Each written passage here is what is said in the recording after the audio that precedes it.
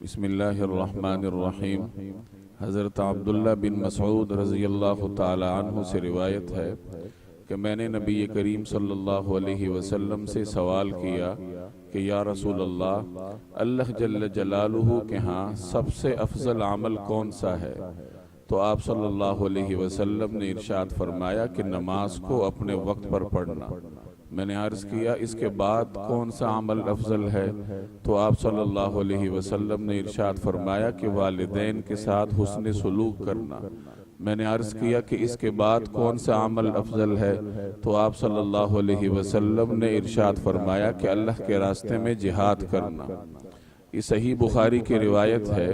اس روایت میں نبی کریم صلی اللہ علیہ وسلم نے اللہ جل جلالہ کے ہاں بندے کے پسندیدہ اعمال میں سب سے سر فہرست نماز کو ذکر کیا کہ کسی بھی بندے کے اعمال میں سے سب سے زیادہ پسند اللہ جل جلالہ کے ہاں اس کی نماز ہے، کیونکہ جب انسان نماز کی حالت میں ہوتا ہے تو وہ اللہ تعالیٰ کے زیادہ قریب ہوتا ہے، اس کے دربار میں ہوتا ہے اور بندگی کے حق کو ادا کرنے کی کوشش کرتا ہے۔ یہی وجہ ہے کہ رسول اللہ صلی اللہ علیہ وسلم نے اپنے متعدد فرامین میں نماز کی اہمیت کو بیان فرمایا۔ یہ اتنی بڑی عبادت ہے کہ اللہ تعالیٰ نے نماز کا تحفہ نبی کریم صلی اللہ علیہ وسلم کو معراج کے موقع پر براہ راست عطا فرمایا۔ دیگر جتنی بھی عبادات ہیں وہ حضرت جبرائیل علیہ السلام کے واسطے سے عطا ہوئیں، لیکن نماز کی اہمیت اس لحاظ سے منفرد ہے کہ یہ اللہ تبارک و تعالی نے جناب رسول اللہ صلی اللہ علیہ وسلم کو معراج کے موقع پر براہ راست نماز کا تحفہ عطا فرمایا۔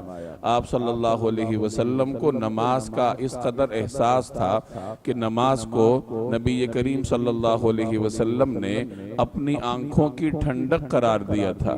معراج ہی کے موقع پر نبی کریم صلی اللہ علیہ وسلم کو مختلف مشاہدات کروائے گئے۔ ان میں سے ایک مشاہدے کے بارے میں روایات میں آتا ہے کہ آپ صلی اللہ علیہ وسلم کا گزر ایک ایسی قوم سے ہوا جن کے سر فرشتے کچل رہے تھے پتھروں کے ساتھ۔ اتنا شدید عذاب دیکھ کر آپ صلی اللہ علیہ وسلم نے پوچھا کہ یہ کون لوگ ہیں؟ تو عرض کیا گیا یہ وہ لوگ ہیں جو نمازوں میں کاہلی کرتے تھے، غفلت اور سستی کرتے تھے۔ تو اللہ تبارک و تعالی نے آج ان کو اس قدر اذیتناک عذاب دیا ہے۔ نماز کو مومن کی معراج کہا جاتا ہے۔ معراج کا مطلب ہے کہ آپ کی زندگی کا بلند ترین مرحلہ یا بلند ترین لمحات۔ جب کوئی آدمی نماز کی حالت میں ہوتا ہے تو وہ اپنے رب کے دربار میں ہوتا ہے، اور رب کے دربار میں کھڑے ہونے کے لمحات آپ کی زندگی کے سب سے مقدس ترین اور قیمتی لمحات ہیں۔ اس لیے نماز کو مومن کی معراج یعنی اس کی زندگی کے بلند ترین لمحات سے تعبیر کیا جاتا ہے۔ تو کوشش کریں کہ نماز فوت نہ ہونے پائے۔